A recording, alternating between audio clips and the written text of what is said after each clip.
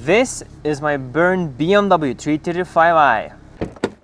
I bought this car in an awful condition. It was burned and blown. Previously, I bought this 335i with massive fire damage, and when we were rebuilding it, I found out that the engine was blown and the car was involved in an insurance scam. But at that point, it was too late to turn back, so I rebuilt the engine and made it drivable again.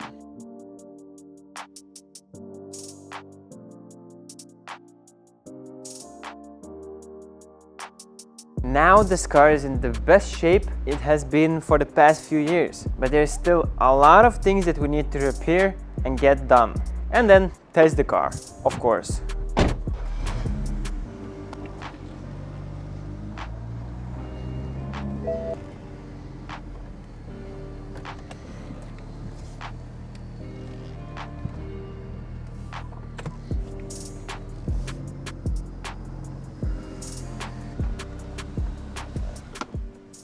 If you guys remember correctly, in the last episode I was in for the inspection and it did not pass, and we got the fault for the right front shock, and we replaced it in the last episode.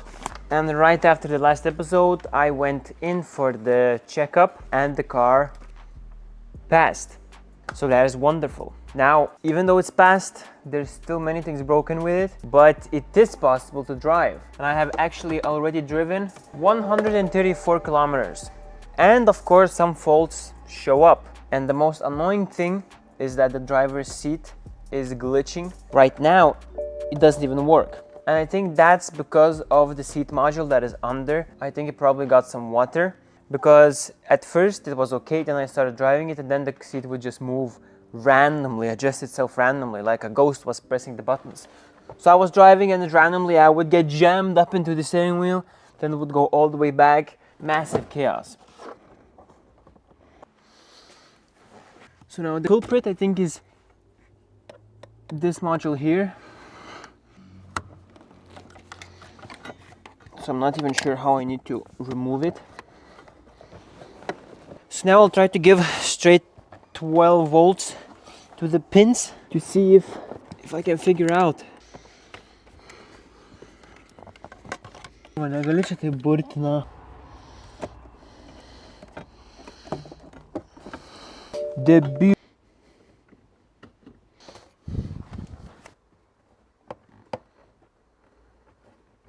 Yeah, so here's from the passenger side, the one that was good. So you can see it's all perfect. No damage, nothing. And now this one is from the driver's side that was glitching. You can see there's some kind of oxidation here. Yeah, so I'm guessing that's why it was, well, bad. So I guess I will try to plug the passenger one into the driver one.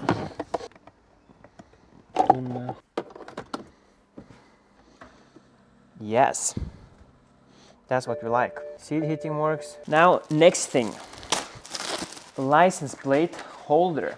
Remove the sticker.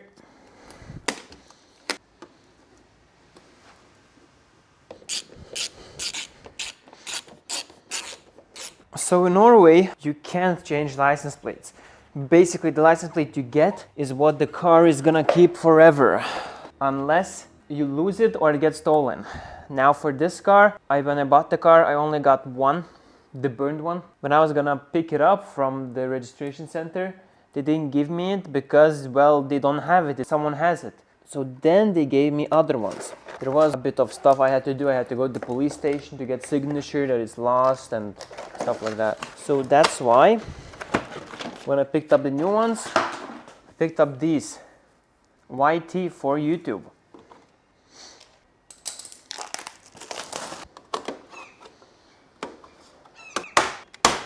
Haha, I like it.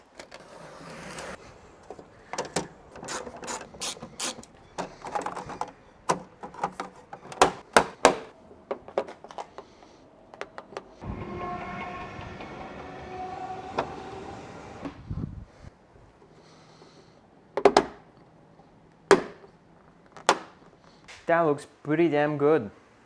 So yesterday I was gonna start the car to go home, and it didn't start. Well, it started spinning the starter slowly, didn't start, too slow, again slowly, didn't start, too slow, and then it wouldn't even spin the starter. I thought the battery for some reason was dead, even though it's brand new. So I put on cables on another car, nothing worked. So then I've checked a bit and I found out that the starter was dead again. So I removed the starter, tested it on cables, nothing. It's dead. It was completely dead. And it was smelling crazy burn, like pure electrical burn in the engine bay. So then I removed the starter, and it was the starter that was smelling so bad. The starter sits right down there. That thing is the starter. The way I removed it, removed the earbox, removed this thing, and then there's one bolt under that goes from this way and one bolt that goes this way. The bolts are actually Torx. No, I mean actually they're hex bolts, and you're technically supposed to use hex sockets. To make my life easier, I used a simple wrench like that. This is actually a simple 10 wrench, but it's not a normal 6-point, but like 12 points I think. And it works to use on hex. Well, not really recommended because you can route it off. But since I had the engine out, this bolts wasn't like seized or anything. So I managed to use this to remove it without removing the manifold. So I basically put my hand behind there and just undid that bolt, and under is pretty easy. And then the positive terminal bolt is 13mm. So then you manage to remove it without removing the manifold. Saves time a bit, but it is a tricky job to do. And then another thing I figured out with the help of other people. Well, the check engine is because of the leak detection system in the tank that is not there right now. But there was a tire pressure fault shining on the dash, and the faults I got for was rear left and front right. I find out that there's a module, little module in here, just a little box for the RDC. I think that's what it's called, and mostly US cars have it. And that's the module for the tire pressure. Usually European cars, they don't have the special sensors. They calculate the tire pressure by the ABS sensor, how fast the wheel spins and stuff. This car had sensors on the wheel, and they are very often broken, and this is not an exception. So now I just disconnected the module, and there's no more fault on the dash. That's pretty good. So the exhaust tips were completely black, so I sanded it down with Scotch-Brite and I also cleaned it up as best as I could. This one was completely black from the burn, so I sanded it down, and now I'm just giving it a quick polish with Autosol metal polish.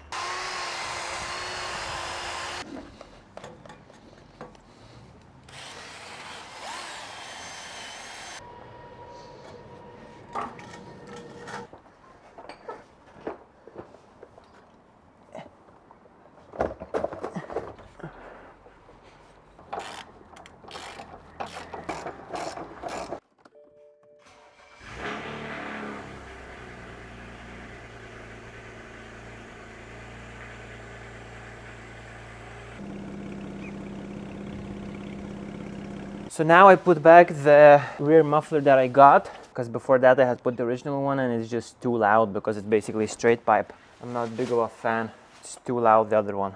So that's why I need to now weld on the exhaust tips.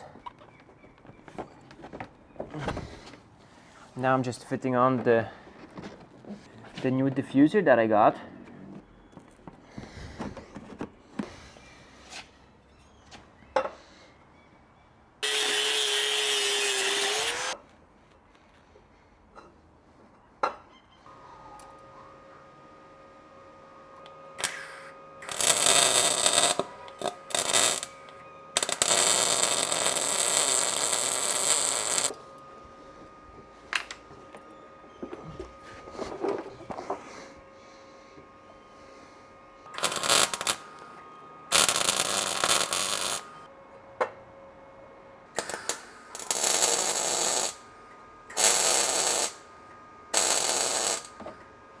I don't know, that looks pretty even to me.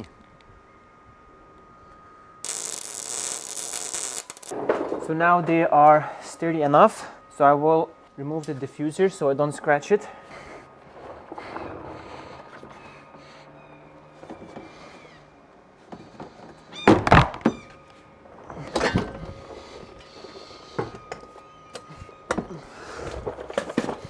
Now I'm gonna weld it. I'm not gonna film it because I don't want to break my camera.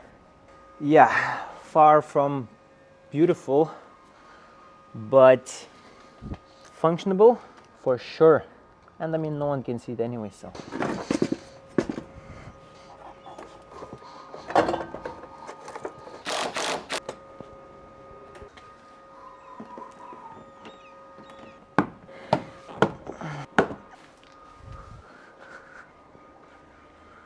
I feel like after Warzone, holy scheiße.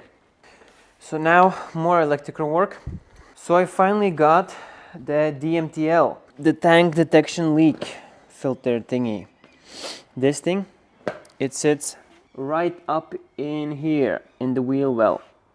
I resoldered the wires from the inside because I didn't do them before, and right now they're here. I haven't got the connector yet, so I just got some female adapters from other cables and I just put them in and I put shrink tubing on. So I'm just gonna put them on for now. I have ordered the plug, and using ISTA I can see which place what color has to go in the connector. So now we'll put this on real quick. So now I put the thing on right here. I don't have the shield here yet, so just put a zip tie to hold it. And the connector I just plugged in like that right now.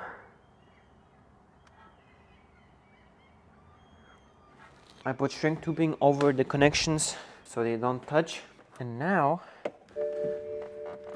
usually, service engine soon was shining. And it's not anymore.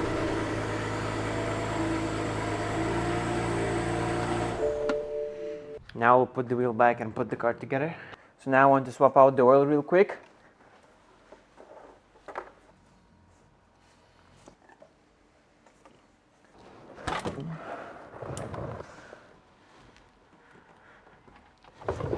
Ecto nach.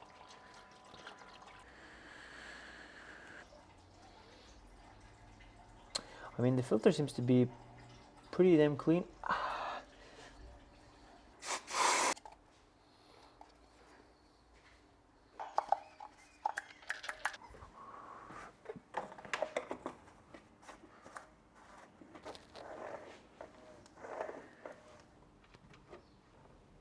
That's good.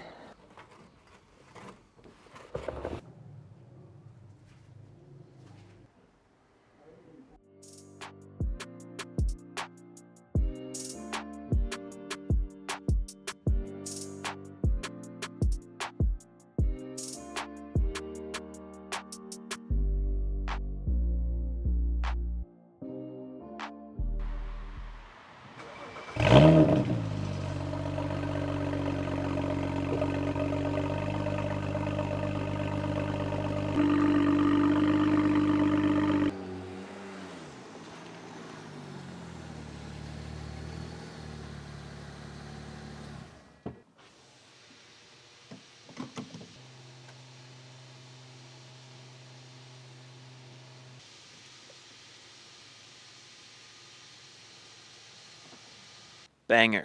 So now it is 1 o'clock at night. Dark right now. And we are driving to Lithuania. So many people don't know, but I live here in Norway. So that's like on the left side. This is the whole Norway. I have driven for about a few hours probably. We need to drive all the way from there all the way up here. Then we'll take a little ferry over. And we will drive all the way down here, this way, down to here, and then we will take the ferry over to Klaipėda. For the past 2 hours, the trip has been perfect. The car is acting perfect. So next stop is Kristiansand. Now the car sounds amazing.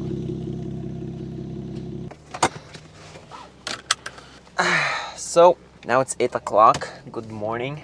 But I think we should be in Sweden in the next 5 kilometers. The customs is around in the next 5 kilometers or something like that.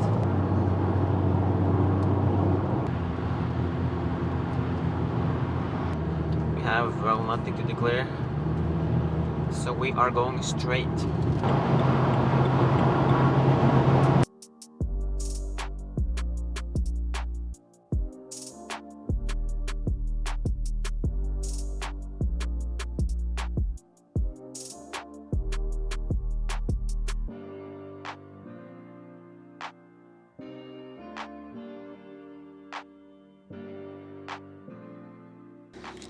Yeah, so now I'm at a random place in Sweden, almost there. We can see that we have 1 hour left. And the car is performing flawlessly. At this point, the rebuilt engine has driven around 1,400 kilometers, I think. Technically, you're supposed to do oil change at like 500 and then 1,000 kilometers, the golden rule. But yeah, I had to go, so I did an oil change right before we drove. And this is gonna be around 1,000 kilometers, so I'm gonna do right after I have the oil and everything with me. Exhaust has somehow shifted itself a bit, so it's more on the left side now. So I don't know, we'll need to figure that out. Someone is getting stuck. And we're waiting here.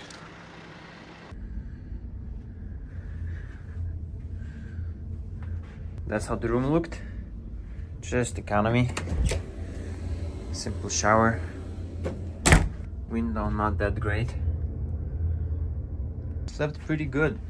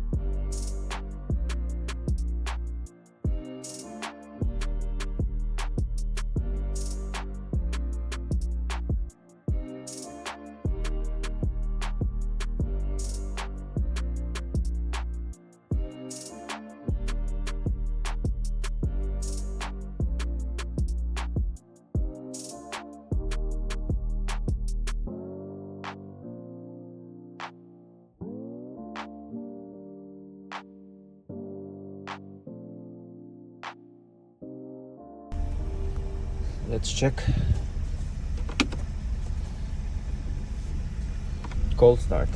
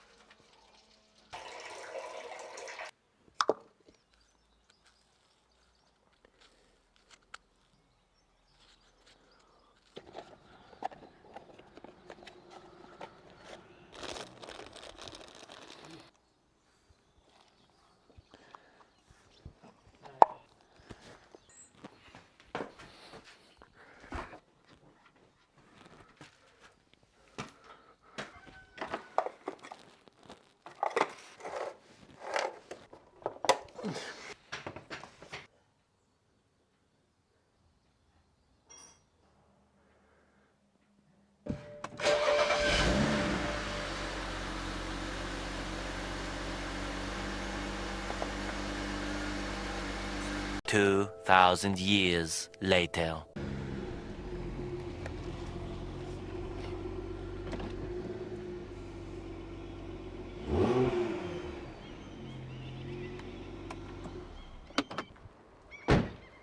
So we're back in the office.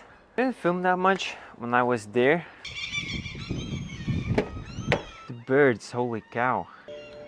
But now, since the engine rebuild, this car has driven around 5,000 kilometers, performing flawlessly. However, we still need to install the tune. It's still on stock tune. Didn't really have time to look at it. We will do that in the next video. and there's also a fair amount of things that we still need to fix. And of course repaint the car. Don't need to forget that. But I do have the paint and everything right now. This video was a shorter one, but I hope you guys enjoyed. And the next videos we need to fix the both other E92s. The next few videos there's gonna be a lot of wrenching, that's for sure. If you guys would like to support this channel, make sure to check out my Patreon in the description, and also my Instagram. Give me a follow. So I hope you guys enjoyed, and I hope to see you in the next one.